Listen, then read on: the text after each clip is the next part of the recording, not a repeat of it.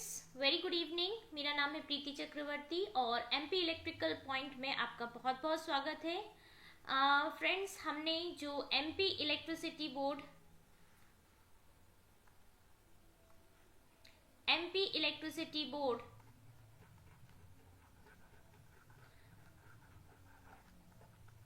के अंतर्गत जो लाइनमैन की पोस्ट निकली है, लाइनमैन के लिए जो पोस्ट निकली है इलेक्ट्रिशियन के लिए, उसके लिए एक सीरीज चालू की है, जिसमें कल के प्रीवियस लेक्चर में मैंने आपके साथ सिलेबस को डिस्कस किया था। जिन भी बच्चों ने वो वाला वीडियो नहीं देखा है, मैं आपसे रिक्वेस्ट करती हूँ कि इस वीडियो से पहले आप वो वाला वीडियो ज़रूर देखें, ताकि आपको सिलेबस बहुत अच्छे से आपका पता होना चाहिए।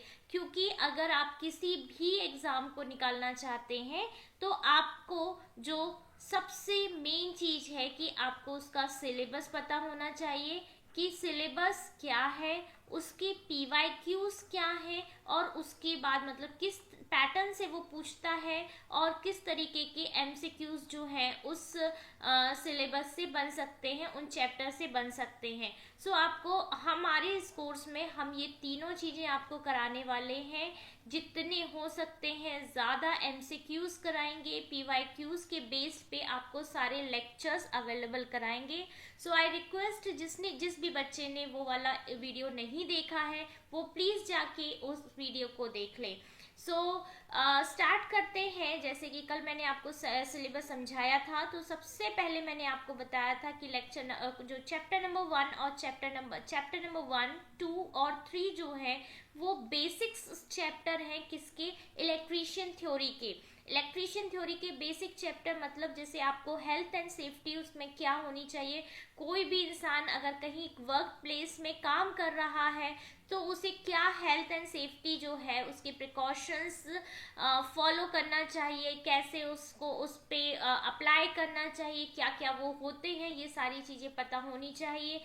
फिर सेकेंड और थर्ड चैप्टर्स में टूल्स डिस्कस करेंगे, क्योंकि अगर आप कहीं भी काम कर रहे हैं, फॉर एग्जांपल अगर मैं टीचर हूँ और मुझे यही नहीं पता कि मैं पेन का यूज़ करूँ या पेंसिल का यूज़ करूँ, पेन का यूज़ कहाँ होता है, पेंसिल का यूज़ कहाँ होता है, तो ये दोनों चीज़ें मेरे लिए यूज़फुल नहीं रहेंगी, बेकार रहेंगी। सो इसी प्रकार अगर आप इलेक्ट्रीशियन लाइनमैन जेई किसी भी पोस्ट में जा रहे हैं, आपको आपके टूल्स पता होनी चाहिए कि आपको किन के साथ वर्क करना है, किसका क्या रोल होता है, किस चीज़ टाइम पे किस इंस्ट्रूमेंट को आप यूज करेंगे। सो चलिए स्टार्ट करते हैं हमारा chapter number 1 occupational health and safety के लिए। सबसे पहले फ्रेंड्स, आपको ये पता होना चाहिए कि ये चैप्टर हम पढ़ क्यों रहे हैं। ऑक्यूपेशनल हेल्थ एंड सेफ्टी जो है, इसका मतलब कि आपका जो वर्क प्लेस में आपकी सेफ्टी किस तरीके से आप होना चाहिए। अब सेफ्टी पढ़ रहे हैं, इसका मतलब आपको ये तो पता ही होना चाहिए कि सबसे पहले एक्सीडेंट्स क्या होते हैं। अब यहाँ पे मेरा जो फोकस वो है एक्सीडेंट पढ़ाने का नहीं है। एक्सीडेंट की मैं आपको एक डेफिनेशन बताऊंगी, और मैं ये क्यों बता रही हूँ, क्योंकि दो टर्म्स होते हैं। एक तो हमारे पास टर्म होता है, जो फर्स्ट टर्म होती है वो होती है हमारे पास एक्सीडेंट की, लेकिन दूसरी टर्म जो होती है वो होती है हमारे पास इलेक्ट्रिकल एक्सीडेंट की। अब आप समझ जाएंगे कि आपका जो काम की चीज है वो तो हमारा इलेक्ट्रिकल एक्सीडेंट है। इन दोनों डेफिनेशन को आपको डिफरेंस करना आना चाहिए, ताकि अगर आपको ये डेफिनेशन पूछ के आपको ऑप्शन में 4 चीजें दे दी जाती हैं, इलेक्ट्रिकल एक्सीडेंट या और कुछ ऑप्शंस दे दिए जाते हैं, तो आप उस चीज को पहचान सकें। मेरा यहाँ पे एक्सीडेंट की डेफिनेशन पढ़ाने का सिर्फ और सिर्फ ये मतलब है। सबसे पहले एक्सीडेंट होता क्या है। Accident is a sudden unfortunate incident that happens unexpectedly and unintentionally, resulting in major casualties, damage और इंजरी। जो हिंदी मीडियम के बच्चे हैं वो बिल्कुल टेंशन नहीं लेंगे, मैं एक एक डेफिनेशन को, एक एक वर्ड को आपको हिंदी में भी पढ़ाऊंगी। सो एक्सीडेंट ऐसी चीज होती है जो अनफॉर्चुनेट है, मतलब इसे कोई चाहता तो नहीं है कि ये हो।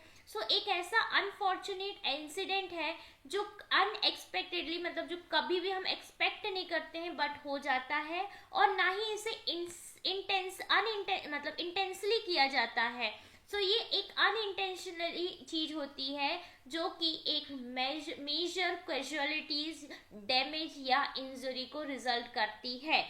एक्सीडेंट्स हम चाहते नहीं है कि हो, बट अगर हो जाता है तो हमें एक बहुत बड़े डेंजर या डैमेज या इंजरी से सामना करना पड़ता है। यहाँ पे एक्सीडेंट की डेफिनेशन ये होती है। लेकिन अगर मैं आपको इलेक्ट्रिकल एक्सीडेंट्स की बात बताऊं तो इलेक्ट्रिकल एक्सीडेंट्स का मतलब होता है इलेक्ट्रिकल एक्सीडेंट्स और hazard means electrical shock to a person. मतलब जब किसी भी बंदे को क्या हो रहा है, इलेक्ट्रिकल शॉक लग रहा है, तब हम उसे क्या कह रहे हैं, इलेक्ट्रिकल इंस्ट्रूमेंट के थ्रू उसको क्या हो रहा है, उसका एक्सीडेंट हो रहा है, डेंजर हो रहा है, डैमेज हो रहा है, तब हम उसे कहते हैं इलेक्ट्रिकल एक्सीडेंट। यहाँ पे एक्सीडेंट और इलेक्ट्रिकल एक्सीडेंट की डेफिनेशन आई होप आप लोगों को क्लियर होगी। नेक्स्ट है, अब हमने क्योंकि एक्सीडेंट पढ़ा है हम कुछ देख लेते हैं कि एक्सीडेंट्स जो होते हैं वो कैसे होते हैं। यहाँ मैं इलेक्ट्रिकल एक्सीडेंट की बात नहीं कर रही हूँ, पहले हम एक्सीडेंट्स को कंप्लीट कर लें, क्योंकि ये छोटी छोटी बेसिक डेफिनेशन ही ये लोग क्या करते हैं, पूछ लेते हैं। कॉजेस ऑफ एक्सीडेंट्स क्या होते हैं। कॉजेस ऑफ एक्सीडेंट 3 फैक्टर्स से हम क्या कर सकते हैं, डिफाइन कर सकते हैं। सबसे पहले जो कॉजेस ऑफ एक्सीडेंट है फ्रेंड्स, वो होता है हमारा फर्स्ट नंबर पे आप ले लीजिए, तो फर्स्ट नंबर पे कॉज होता है मशीन फैक्टर्स। मशीन फैक्टर्स का मतलब क्या होता है, ऐसे एक्सीडेंट्स जो मशीन्स के द्वारा होते हैं, जो मशीन्स के द्वारा होते हैं। फॉर एग्जांपल हमारे मशीन में कोई फॉल्ट है, हम मशीन्स को नहीं अच्छे से पढ़ पाए, हम अनसेफ, अब इसमें क्या क्या आ जाएगा, अगर हम अनसेफ टूल्स यूज कर रहे हैं, ठीक है, हमारे टूल्स सही नहीं है, हमारे स्विचेस सही नहीं है,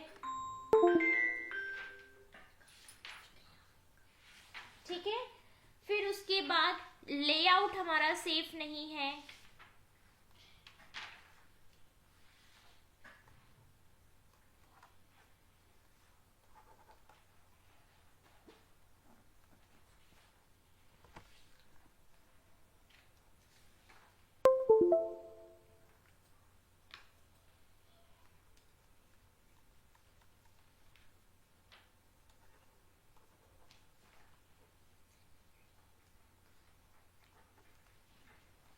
एक्सक्यूज मी फ्रेंड्स, एक मिनट, मेरा पेन काम कर रहा है।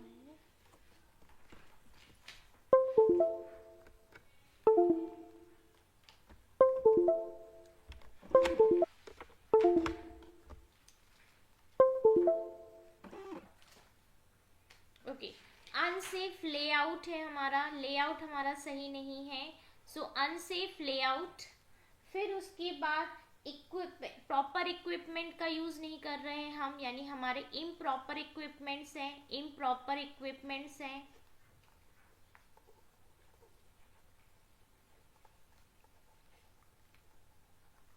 उसके बाद अगर हमारा इक्विपमेंट डिफेक्टिव है, यानी कि डिफेक्टिव इक्विपमेंट है,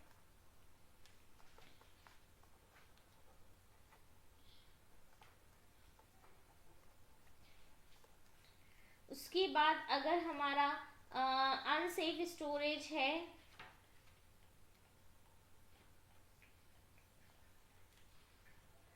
या फिर हम कह सकते हैं हमारा डिफेक्टिव वायरिंग है, ठीक है, तो ये सारी किस्में होंगी। इससे क्या हो सकता है, ये मशीन फैक्टर्स होते हैं, ठीक है। अब सेकंड पे अगर हम आते हैं तो सेकंड जो हमारे फैक्टर्स होते हैं वो होते हैं हमारे ह्यूमन फैक्टर्स। अब मशीन के कारण गलती हो रही है तो वो मशीन फैक्टर्स में जाएंगे, लेकिन अगर ह्यूमन के कारण हो रहे, अब ह्यूमन के कारण कौन कौन से होते हैं भाई, वो केयरलेसनेस कर रहा है, वर्क प्लेस में अच्छे से काम नहीं कर रहा है, ठीक है ना, केयरलेसनेस का दिखा रहा है इक्विपमेंट्स को यूज करने पे। उसके बाद लैक ऑफ नॉलेज है, इसीलिए आप लोगों को ये सारी चीजें पढ़ाई जाती हैं कि आप लोगों को नॉलेज रहे, बिफोर ज्वाइनिंग आपको हर चीज की नॉलेज रहे। तो अगर आपका नॉलेज कम है या आपको किसी चीज की क्यूरोसिटी है भाई कि मुझे इसको यूज वायर को टच करके देखना है कैसा होता है, ठीक है ना, क्यूरोसिटी है, तो भी ह्यूमन फैक्टर्स जो होते हैं, हो सकता है आप wrong method of working use कर रहे हो, आप wrong method of working use कर रहे हो,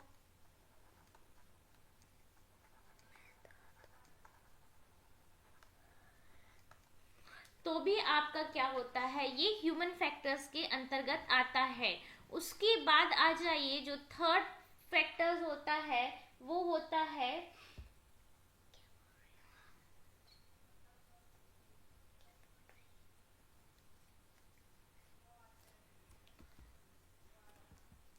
हाँ जी, तो यहाँ पे हमारा जो है, ये हमने एक्सीडेंट्स डिस्कस कर लिया कि हमारे एक्सीडेंट क्या होते हैं। एक्सीडेंट जो सडन चीजें होती हैं, अब वो सडन चीजें कैसे हो सकती हैं, वो या तो मशीन के कारण हो सकती हैं, मशीन फैक्टर्स हो सकते हैं, ठीक है, मशीन फैक्टर्स जो कि अनसेफ टूल्स यूज कर रहे हैं, हम अनसेफ लेआउट यूज कर रहे हैं, इम्प्रॉपर इक्विपमेंट यूज कर रहे हैं, डिफेक्टिव इक्विपमेंट यूज कर रहे हैं, या डिफेक्टिव वायरिंग यूज कर रहे हैं। अब सेकंड में आ जाइए ह्यूमन फैक्टर्स, यानी कि अगर आपको केयरलेसनेस है, आप अच्छे से इक्विपमेंट्स यूज नहीं कर रहे हैं, आपकी लापरवाही है, आपको नॉलेज नहीं है, आपको क्यूरोसिटी है कि आप जल्दी से कोई चीज को बिना चेक किए आप उसे छूना चाहते हैं, आप वर्किंग मेथड यूज गलत कर रहे हैं, या फिर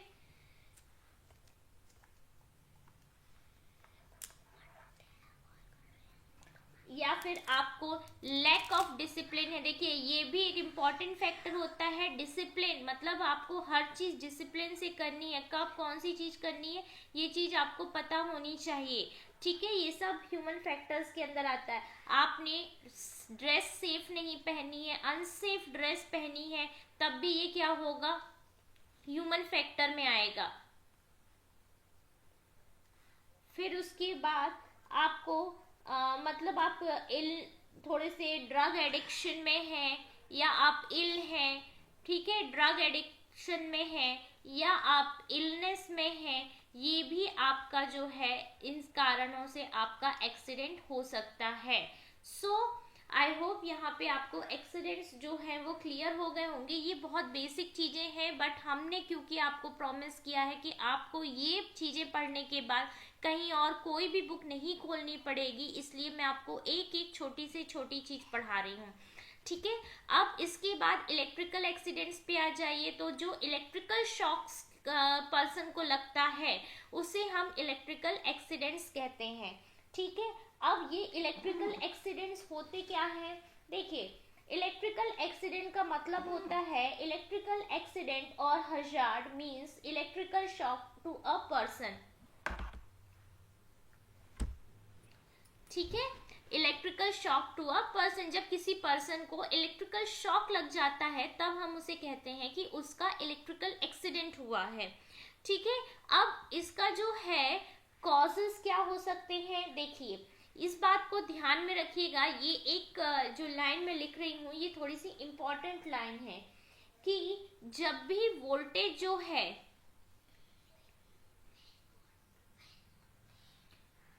when a voltage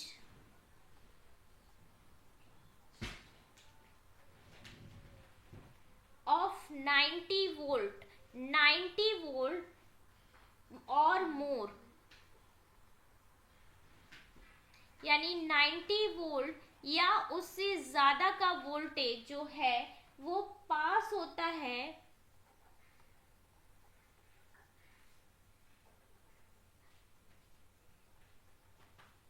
passes through a human body,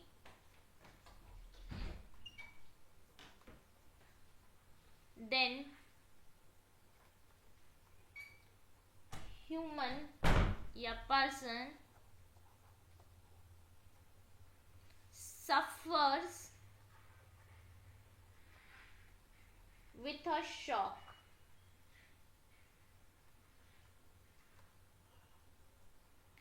and this is called electric shock, and this shock is called electric shock. यानी कि हमारी बॉडी जो है, हमारी जो बॉडी है वो 90 वोल्ट तक तो जो है वो झेल सकता है। 90 वोल्ट नहीं बोलूंगी मैं, 90 वोल्ट से थोड़ा कम जो है वो झेल सकती है। लेकिन जब वोल्टेज जो है 90 वोल्ट या 90 वोल्ट से ज़्यादा हो जाता है तो जो पर्सन होता है उसे शॉक लगता है, और उस शॉक को हम इलेक्ट्रिक शॉक कहते हैं। और यहीं से मुझे इलेक्ट्रिक शॉक की डेफिनेशन भी मिल जाती है। क्या है? When a voltage of 90 volt और मोर passes through a human body, then person suffers with a shock and this shock is called electric shock. ठीक है, जब 90 वोल्ट या 90 वोल्ट से ज़्यादा का वोल्टेज किसी ह्यूमन बॉडी से पास होता है तो जो पर्सन होता है वो सफ़र करता है एक झटके से, और इसी झटके को हम क्या बोलते हैं? विद्युत झटका बोलते हैं, इलेक्ट्रिक शॉक बोलते हैं। ठीक है, इसीलिए जो मेन लाइंस होती हैं शिप्स की, प्लेन्स की, सबमरीन्स की, उसे लिमिट करके रखा है 110 वोल्ट में। ध्यान रखिएगा, अगेन एक इंपॉर्टेंट लाइन लिख रही हूं मैं, therefore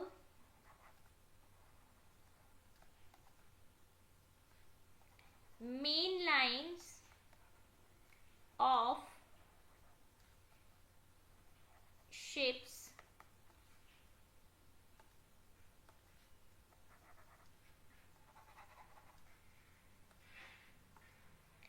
therefore main line in ships is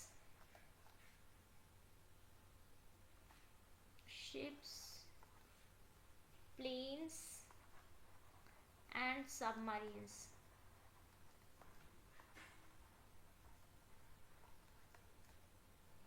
Etc. are limited to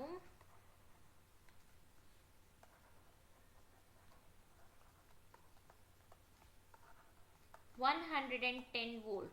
अब अगर क्वेश्चन आपको ये बोलता है कि जो मेन लाइंस की सप्लाई है वो 110 वोल्ट क्यों दी जाती है, तो इसका सबसे जो सटीक आंसर है वो ये है कि जो ह्यूमन बॉडी होती है वो 90 वोल्ट तक तो झेल लेती है, बट अगर 90 वोल्ट या 90 वोल्ट से ऊपर पहुंचते हैं तो क्या होता है, ह्यूमन उसे एक झटका लगता है। और इसकी भी एक कैटेगरी डिसाइड की गई है जो हम आने वाले उसमें पढ़ेंगे कि जब मतलब कितने वोल्ट्स में आदमी को झटका लगता है, कितने वोल्ट्स में उसे मतलब उसका चेहरा लाल पड़ने लगता है, कितने वोल्ट्स में उसे झटका लगने लगता है या उसकी डेथ हो जाती है। ये सारा एक पूरा टेबल के रूप में हम पढ़ेंगे। अभी जो हमारा एक सटीक आंसर है कि 110 वोल्ट्स में मेन लाइन सप्लाई क्यों की जाती है, तो जो हमारी ह्यूमन बॉडी है वो 90 वोल्ट तक का झटका जो है वो वोल्टेज जो है वो बर्दाश्त कर सकती है।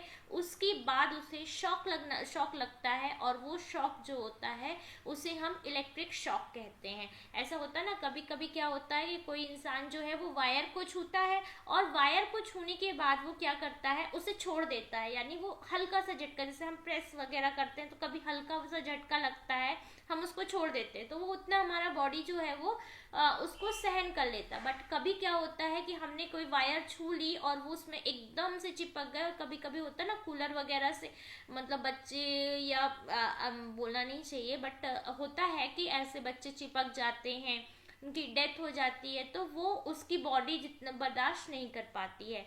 सो आई होप आप लोगों को जो इलेक्ट्रिक शॉक है वो भी क्लियर हो गया होगा।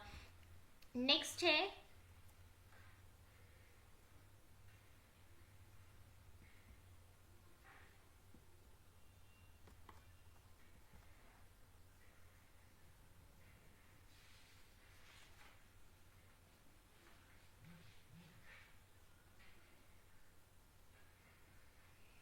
Occupational hazards. अब ऑक्यूपेशनल हजार्ड्स क्या होते हैं? देखिए, हमने एक्सीडेंट्स पढ़ा, हमने इलेक्ट्रिकल एक्सीडेंट्स पढ़ा, उसके बाद अब हम ऑक्यूपेशनल हजार्ड बोलते हैं। तो ऑक्यूपेशनल हजार्ड्स क्या होते हैं?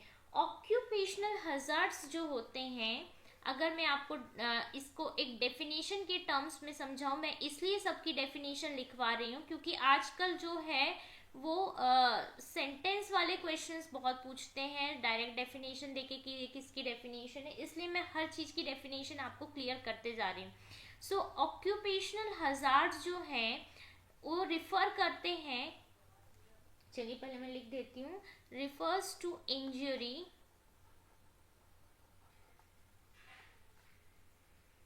और illness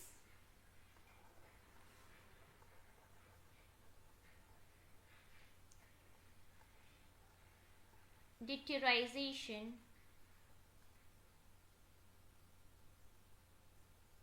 deterioration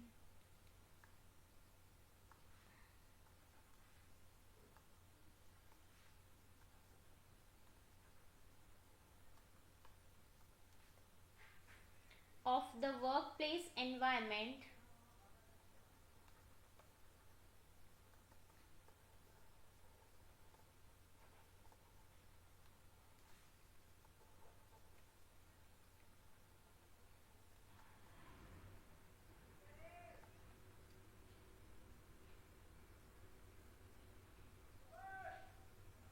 or a combination of these.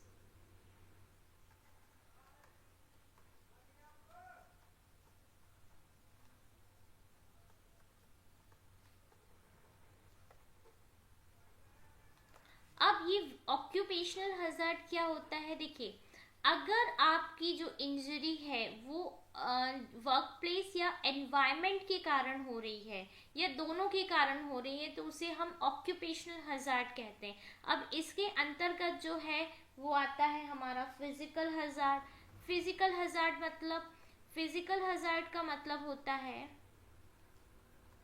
Physical hazard. अब फिजिकल हजार्ड में देखिए, जैसे नॉइस है बहुत ज़्यादा, उसके कारण आपको दिक्कत हो रही है, पोल्यूशन है उसके कारण आपको दिक्कत हो रही है, सो ये फिजिकली हो जाएगा। ठीक है, अब अपन सेकंड पे आते हैं, केमिकली हजार्ड। केमिकल हजार्ड मतलब देखिए, हर जगह पे अगर कुछ केमिकल यूज हो रहा है और वो केमिकल जो है टॉक्सिक है, ठीक है ना, टॉक्सिक है, टॉक्सिक मतलब जहरीला है, ठीक है, और मान लीजिए कि वो हमारा कैसा है,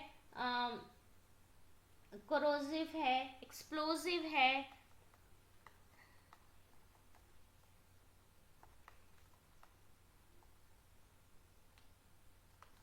सो ये किस में आएगा? केमिकल हजार्ड में आएगा। फिर हम थर्ड में आते हैं,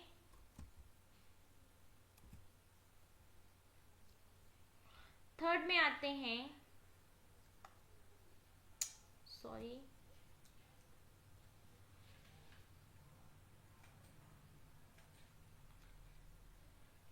फिजिकल हजार्ड हो गया हमारा, केमिकल हजार्ड हो गया, बायोलॉजिकल हजार्ड। आप बायोलॉजिकल से सब जानते हैं, बायोलॉजिकल हजार्ड मतलब जैसे कि कोई वायरस वगैरह से के कारण आपको प्रॉब्लम हो रही है, कोई वायरस है उसके कारण हो रही है, ठीक है ना, कोई फंगस है, बैक्टीरिया है, उसके कारण आपकी हेल्थ बिगड़ रही है, ठीक है। सो ये सब क्या हो जाएगा? ये आ जाएगा किसमें? बायोलॉजिकल हजार्ड में। फिर आप फोर्थ पे आ जाइए, कुछ साइकोलॉजिकल हजार्ड हैं। साइकोलॉजिकल हजार्ड मतलब जैसे कि कोई आपका साइकोलॉजिकल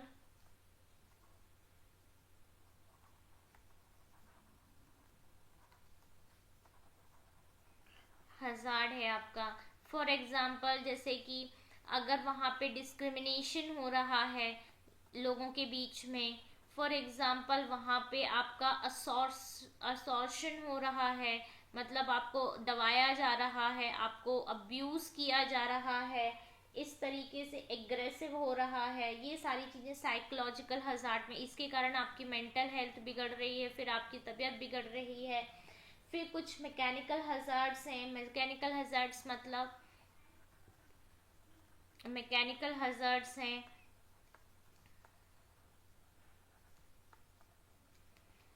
मैकेनिकल हजार्ड्स में यानी कि जो मशीनरी है वो अनगार्डेड है, मतलब उसको गार्ड नहीं, प्रोटेक्टेड नहीं है, अनगार्डेड मशीन्स हैं, मशीनरी यूज कर रहे हैं, तो वो मैकेनिकल उसके कारण आपको प्रॉब्लम हो रही तो वो मैकेनिकल हजार्ड में आएगा। इलेक्ट्रिकल हजार्ड्स हो जाएंगे कुछ।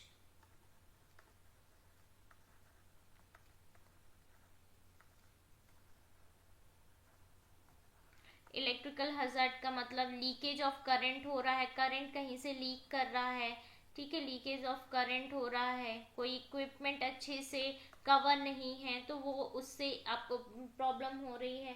सो ये सारी चीजें क्या होती हैं, हमारी इलेक्ट्रिकल हजार्ड्स में आती हैं, ठीक है। सो ऑक्यूपेशनल हजार्ड्स हो गया। ऑक्यूपेशनल हैजर्ड्स का मतलब होता है ऐसी इंजरी या फिर आपको ऐसी कोई बीमारी जो कि वर्क प्लेस या वर्क प्लेस की एनवायरनमेंट के कारण हो रही है, तो हम उसे क्या कहेंगे, ऑक्यूपेशनल हैजर्ड्स कहेंगे। अब ये जो है इसको 6 पॉइंट्स में कैटेगराइज किया। फिजिकल हैजर्ड्स, जैसे कि फिजिकल हैजर्ड मतलब नॉइस या पोल्यूशन के कारण हो रहा है। केमिकल हैजर्ड्स कोई भी ऐसा यूज कर रहे हैं जो कि टॉक्सिक है, एक्सप्लोसिव है, करोसिव है, जिससे आपकी हेल्थ बिगड़ रही है। या बायोलॉजिकल, वहाँ पे ऐसा वायरस, फंगस या बैक्टीरिया यूज किया जा रहा है जिससे आपको प्रॉब्लम हो रही है। साइकोलॉजिकल हजार्ड भी इसके अंतर्गत आता है, यानी आपको असॉर्शन हो रहा है, डिस्क्रिमिनेशन हो रहा है, आपसे अब्यूजिव लैंग्वेज में बात किया जा रहा है जिससे आपकी मेंटल हेल्थ बिगड़ रही है। फिर मैकेनिकल हजार्ड्स यानी कि जो मशीनरी है उन्हें अच्छे से प्रोटेक्ट नहीं किया जा रहा है। इलेक्ट्रिकल हजार्ड्स में आ जाइए तो करंट का वहाँ लीकेज हो रहा है। सो ये सारी चीज़ें जो होती हैं ऑक्यूपेशनल हजार्ड्स के अंदर आती हैं, ठीक है। अब हम आगे बढ़ते हैं और नेक्स्ट है हमारा सेफ्टी। अब ये सेफ्टी क्या होता है, safety is a concept that includes all measure and practice. अब यहाँ तक तो हमने एक्सीडेंट्स, ठीक है, जितने भी एक्सीडेंट्स, ये पॉइंट हमें जो है वो कवर करना था। इलेक्ट्रोक्यूशन वो आगे आएगा, वो मैं आपको आगे पढ़ाऊंगी। सो यहाँ तक जो है हमने क्या, देखिए हमने सबसे पहले एक्सीडेंट्स देखा कि एक्सीडेंट्स क्या होते हैं। एक्सीडेंट्स देखने के बाद जो है हम कहाँ पे आए कि एक्सीडेंट्स के कॉजेस क्या होते हैं, मशीन फैक्टर्स होता है, ह्यूमन फैक्टर्स होते हैं। फिर क्योंकि अब हम अपनी ट्रेड का पढ़ रहे हैं तो हमने इलेक्ट्रिकल एक्सीडेंट्स देखा और इलेक्ट्रिकल एक्सीडेंट्स के कॉजेस भी देखे कि किस तरीके से इलेक्ट्रिकल शॉक्स लगते हैं, क्या होता है इलेक्ट्रिकल शॉक का। तो इससे आपको एक तो इलेक्ट्रिकल शॉक की डेफिनेशन भी मिल गई और एक ये चीज़ भी मिल गई कि 110 वोल्ट्स की मेन लाइन सप्लाई क्यों रखते हैं। फिर उसके बाद जो है ऑक्यूपेशनल हजार्ड्स देखे कि अगर आप किसी वर्क प्लेस पे काम कर रहे हैं तो आपको ऑक्यूपेशनल क्या क्या हजार्ड्स मिल सकते हैं। उसके बाद एक चीज़ और मैं कहना चाहूँगी, हिंदी मीडियम वाले बच्चे बिल्कुल भी वो ना करें। मैं यहाँ पे इंग्लिश में लिख रही हूँ, लेकिन अगर आपको नोट्स चाहिए हैं तो आप कमेंट बॉक्स पर कर दीजिएगा। सो नेक्स्ट क्लास से हम जो है हिंदी और इंग्लिश दोनों को जो है बायलिंगुअल रखने की कोशिश करेंगे।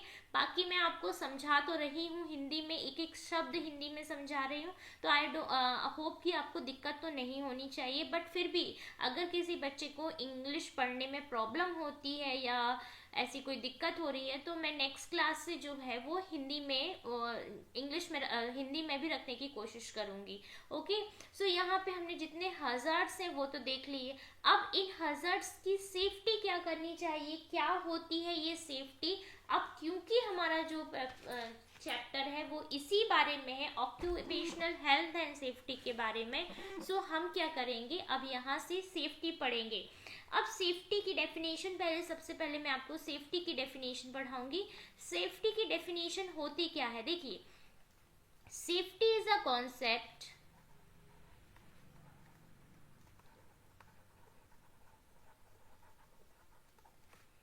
that includes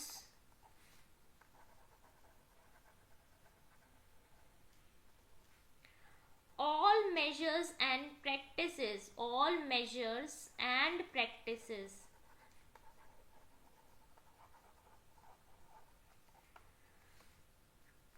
taken to preserve the life,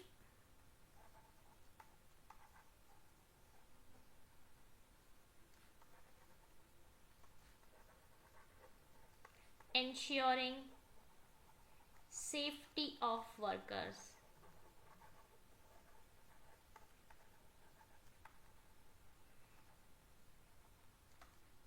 अब सेफ्टी क्या होता है, देखिए सेफ्टी एक ऐसा कॉन्सेप्ट है जिसमें वो सारे मेजर्स और प्रैक्टिसेस को इंक्लूड किया जाता है जो कि किसी भी इंसान की लाइफ को प्रिजर्व करने में, बचाने में काम आ सकते हैं, एंश्योरिंग सेफ्टी ऑफ, जिससे सारे वर्कर्स की सेफ्टी को इंश्योर किया जा सकता है। सो यहाँ पे सेफ्टी जो होती है उसका अगर हम देखें तो ये 3 टाइप की सेफ्टी होती है।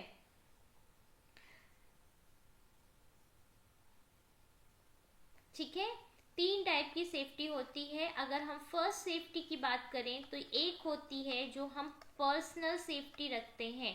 अब पर्सनल सेफ्टी से आप क्या समझते हैं, देखिए पहले मैं तीनों पर्सनल सेफ्टी से आप ये समझते हैं कि हर इंसान को एक्चुअली में, देखिए मैंने आपको क्या कहा था कि हम ये चैप्टर इसलिए पढ़ रहे हैं ताकि जब आप एज अ लाइनमैन या आप एज अ इलेक्ट्रीशियन कहीं पे भी वर्क करने जाएंगे तो आपको एटलीस्ट आपकी पर्सनल सेफ्टी पता होनी चाहिए। पर्सनल सेफ्टी मतलब कि आप किस मशीन को कैसे यूज कर सकते हैं, आपको कौन से उस टाइम पे पीपीज पहनने हैं, पीपी भी आगे हम आपसे डिस्कस करेंगे कि कौन से आपके जो है आपको टूल्स यूज करने हैं, आपको वायर को ऐसे नहीं छू लेना है, आपको वायर को क्रिम्प करना है तो आपको कौन सा वो लेना पड़ेगा, आपका पर्सनल सेफ्टी क्या होगा। उसके बाद आपको कौन से टूल्स यूज करने होंगे, आपको कौन सा इक्विपमेंट यूज करना है। सो यहाँ पे ये हो जाएगा आपका पर्सनल सेफ्टी। सेकेंड में आइए, सेकेंड जो होता है वो होता है सेफ्टी ऑफ मशीन। अब ऐसा नहीं कि आपको कोई मशीन खराब हो गई है तो जाके आपको क्या करना है, उसमें हथौड़ा मार देना है। ठीक है, सेफ्टी ऑफ मशीन मतलब जाके हथौड़ा नहीं मार देना है। सेफ्टी ऑफ मशीन का मतलब होता है कि किस मशीन को किस तरीके से क्या करना है, किस तरीके से आपको किस मशीन को यूज करना है, अगर उसमें कोई दिक्कत आ गई तो आपको कैसे उसको सही करना है, ये सारी चीजें आपको पता होनी चाहिए। And third is safety of work piece. Safety of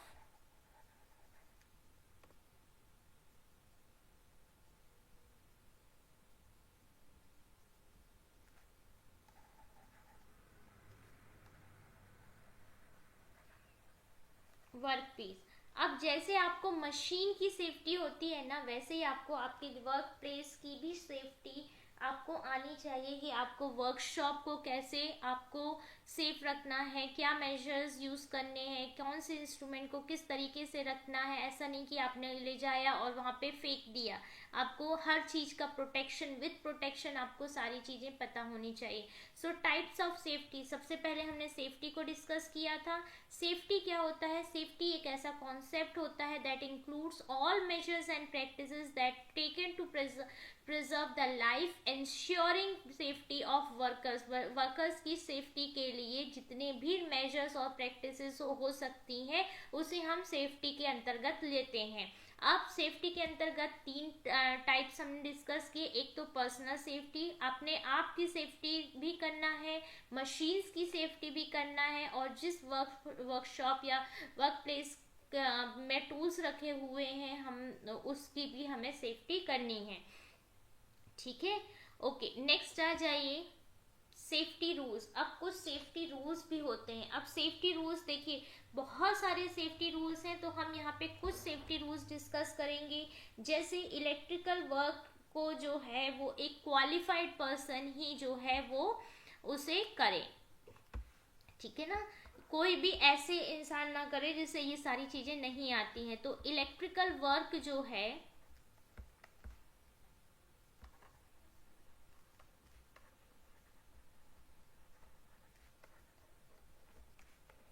should be done by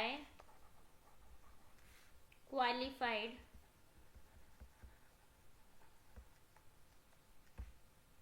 persons। ठीक है, अब सेकंड पे आइए। सेकंड है do not touch bare conductors, ऐसे कोई भी कंडक्टर को, मतलब कोई भी तार को आपको do not touch bare conductors, आपको कोई भी तार या कोई भी ऐसे कंडक्टर को आपको छूना नहीं है, ठीक है। उसके बाद जितनी भी एसेसरीज हैं, जितनी भी एसेसरीज हैं जो हम वहाँ पे यूज कर रहे हैं, वो हमारा BIS मार्क के अकॉर्डिंग होना चाहिए, ठीक है। अब आपको कुछ लिखवा देती हूँ मैं, जो आपके काम आएगा। BIS का मतलब होता है ब्यूरो ऑफ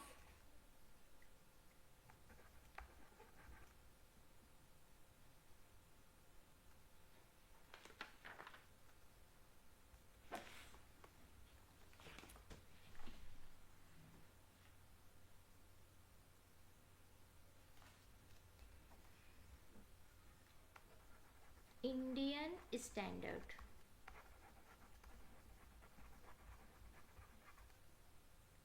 ठीक है, ब्यूरो ऑफ इंडियन स्टैंडर्ड। फिर उसके बाद एसेसरीज BIS मार्क्स के अकॉर्डिंग होनी चाहिए। फिर अगर आप वहीं पे काम करने जा रहे हैं तो यूज एप्रोप्रिएट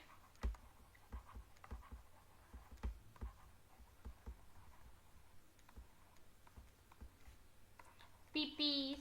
तो ये जो है, ये एक बेसिक जो है सेफ्टी रूल्स होते हैं, ठीक है। अब आगे बढ़ते हैं, नेक्स्ट है हमारा सेफ्टी साइंस। अब आपको, जब आप एक इलेक्ट्रीशियन की तरह जाते हैं, आपको ये पता होना चाहिए कि आपको इलेक्ट्रीशियन, मतलब आप एज अ इलेक्ट्रीशियन जा रहे हैं और वहाँ पे अगर कोई साइन बना हुआ है, फॉर एग्जांपल आप गाड़ी चला रहे हैं, तो आपको ये चीज़ पता होनी चाहिए ना कि हम किस तरीके से, मतलब हमारा रेड सिग्नल क्या बोलता है, हमारा येलो सिग्नल क्या बोलता है। तो इस तरीके से आप, अगर आप जो है एज अ इलेक्ट्रीशियन काम कर रहे हैं, तो आपको ये पता होना चाहिए कि आपके सेफ्टी साइंस जो हैं वो क्या होते हैं। सो हम सेफ्टी साइंस पे आते हैं। सेफ्टी साइंस आर रिलेटेड जो होते हैं वो होते हैं ताकि आपको प्रोटेक्ट किया जा सके, किससे, आपके सेफ्टी से, ठीक है ना। जो भी सेफ्टी साइंस होते हैं वो आपको वर्क प्लेस में कौन सी चीज़ नहीं छूना है, क्या चीज़ करना है, क्या चीज़ नहीं करना है, उसके लिए सेफ्टी साइंस लगे होते हैं। मेनली जो होते हैं सेफ्टी साइंस, हम 4 टाइप के सेफ्टी साइंस पढ़ेंगे। फर्स्ट इज हमारा मैंडेटरी साइन रहेगा।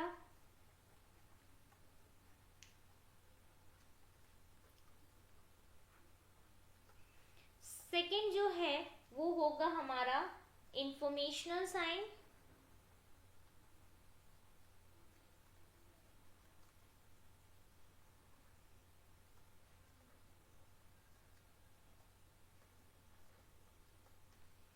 Third is warning sign.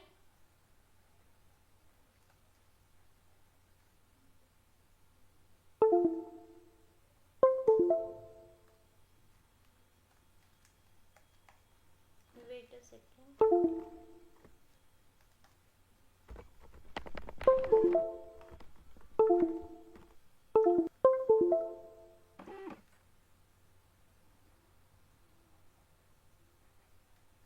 And four is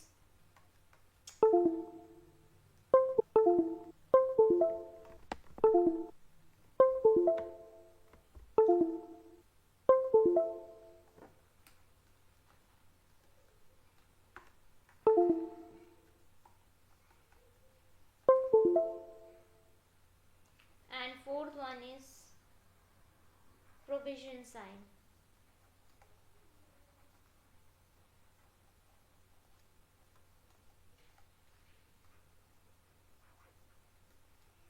so हमारे 4 टाइप के सेफ्टी साइंस होते हैं। मैंडेटरी साइन होता है, इंफॉर्मेशनल साइन होता है, वार्निंग साइन होता है, प्रोविजन साइन होता है। अब मोस्टली बच्चे जो होते हैं इसमें कंफ्यूज होते हैं कि मैंडेटरी क्या होता है, इंफॉर्मेशनल क्या होता है, वार्निंग क्या होता है। सो आज जो मैं आप लोगों को जिस तरीके से बताने वाली हूँ, इसके बाद आप लोगों को, आई डोंट थिंक सो कि आपको फिर कभी कोई भी प्रॉब्लम होगी। देखिए, अगर कोई ऐसा साइन है जो कि आपका सर्कल के अंदर है, ठीक है, सर्कल के अंदर है, तो आप समझ जाइएगा कि वो मैंडेटरी साइन है। अगर कोई स्क्वायर या ओब्लोंग है तो उसे आप समझ जाइएगा इंफॉर्मेशन है। अगर कोई जो है ट्रायंगुलर है तो वो समझ जाइएगा वार्निंग साइन है। और अगर कोई स्क्वायर सॉरी सर्कल है और उसमें एक क्रॉस बार लगा है तो आप समझ जाइएगा कि वो प्रोविजन साइन है। ठीक है, तो ये 4 टाइप के साइन होते हैं: mandatory sign, informational sign, warning sign और प्रोविजन साइन।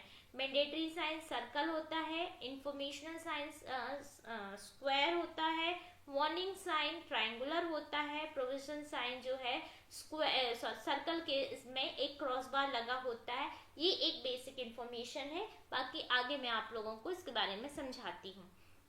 सबसे पहले प्रोविजन साइन देख लेते हैं। प्रोविजन साइन क्या होता है? प्रोविजन साइन जो है वो आपको ये बताता है कि आपको ये चीज बिल्कुल भी नहीं करनी है, मतलब यहाँ पे ये चीज नहीं करनी है, इसे हम बोलेंगे नहीं करनी है, इसे हम बोलेंगे प्रोविजन साइन। और ये हमेशा इसका जो बैकग्राउंड रहेगा वो होगा वाइट,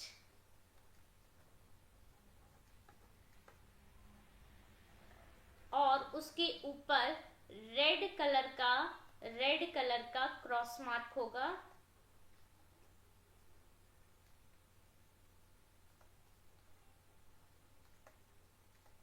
क्रॉस मार्क बॉर्डर रहेगी, ठीक है। और ब्लैक जो रहेगा आपका पिक्टोग्राम रहेगा, यानी जो पिक्चर होगी ब्लैक पिक्चर रहेगी, ठीक है, ध्यान रखिएगा। और ये रहता कैसा है? ये होता है हमारा स्क्वायर सॉरी सर्कल, ठीक है। ये होता कैसा है? Circular in shape, circular in shape.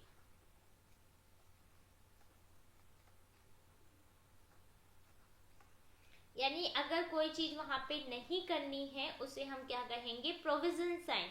Background कैसा होता है? वाइट बैकग्राउंड होता है, रेड कलर का क्रॉस मार्क की बॉर्डर होती है, मतलब क्रॉस मार्क लगा होता है, यानी क्रॉस मतलब नहीं करना है। और उसमें जो पिक्चर होता है वो क्या होता है?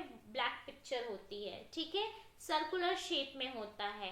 सेकेंड है मैंडेटरी साइन। मैंडेटरी साइन का मतलब होता है कि वो चीज इंस्ट्रक्शन को कैरी आउट करना है, मतलब वो चीज जो है वो हमेशा करनी ही करनी है। अब एक इसका देखिए, करना ही है मतलब इस सॉरी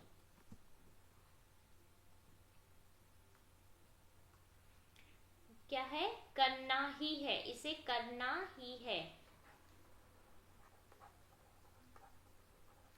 जैसे बोलते हैं ना कंपल्सरी, मैंडेटरी मतलब कंपल्सरी, फॉर्म्स में भी होता है कि ये मैंडेटरी है फिल करना। अब ये होते कैसे हैं? ये देखिए, स्क्वायर या ओब्लोंग होते हैं, सॉरी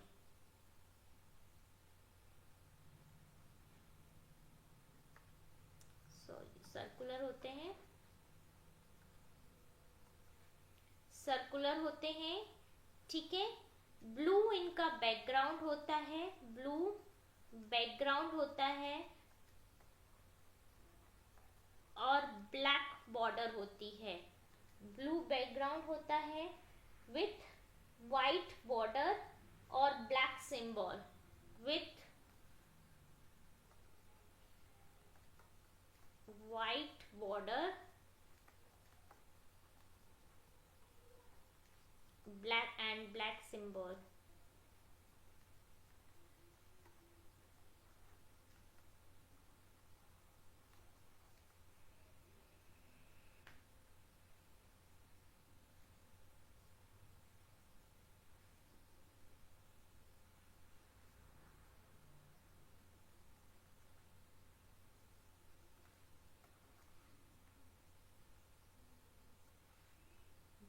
वाइट बॉर्डर और ब्लैक सिंबल विथ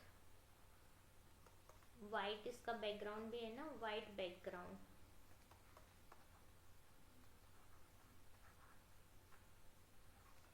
ठीक है। यानी कि ये देखिए ब्लू कलर का जो है इसका बैकग्राउंड होता है, जिसमें ब्लैक कलर की या वाइट कलर का जो है उसका बॉर्डर होता है, वाइट सिंबल होता है, और वाइट जो होता है इसका बैकग्राउंड होता है। कैसा होता है? ये सर्कुलर होता है। ठीक है, नेक्स्ट आते हैं हम, third one is warning sign. Warning sign का मतलब होता है कि चेतावनी। ठीक है, कि वहां पे इस चीज का क्या है, खतरा है, वहां पे इस चीज का डेंजर है, डेंजर या फिर आप खतरा बोल सकते हैं। जैसे कि ये बना है तो ये किसका हो गया, हमारा बहुत हॉट वाटर है। ये बना है तो इलेक्ट्रिक शॉक का है। यहाँ पे बहुत डीप वाटर है, ये जो पूल्स वगैरह में होते हैं साइन होता है। ये जो इलेक्ट्रिसिटी वाला एरिया होता है वहां पे साइन लगा रहता है। सो ये जो कैसे होते हैं, देखिए सबसे पहले ट्रायंगुलर शेप के होते हैं, ट्रायंगुलर इन शेप, फिर black border with black symbol,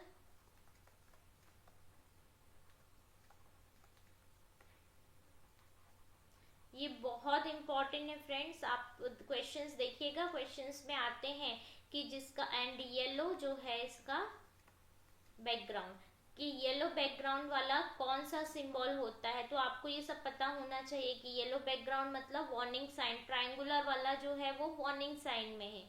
ठीक है, नेक्स्ट आ जाइए इंफॉर्मेशन साइन। इंफॉर्मेशन मतलब जैसे कि आप इसको जब आप चल रहे होते हैं तो आगे स्कूल है ऐसा लिखा होता है और एक लड़का बना होता है इस तरीके से, तो वो हॉस्पिटल जाते हैं, एम्बुलेंस वगैरह में हॉस्पिटल का साइन बना रहता है ये प्लस का। सो ये इंफॉर्मेशन दे रहे हैं, यानी कि ये हमें क्या दे रहे हैं, कोई सूचना दे रहे हैं, इंफॉर्मेशन या सूचना दे रहे हैं। अब इसका जो होता है ये कैसा होता है, ये होता है स्क्वायर